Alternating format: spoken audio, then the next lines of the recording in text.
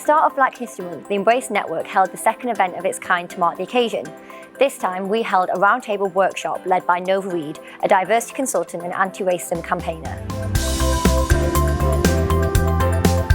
Nova raised some really interesting points and led discussions around diversity and inclusion, and why diversity without inclusion is just tokenism. The audience was made up of a selection of lawyers, in-house professionals and contacts in the industry. To continue marking Black History Month, we're launching 2 podcasts. I caught up with Tina from the All In Diversity Project and Stephanie Boyce, the Deputy Vice President of the Law Society.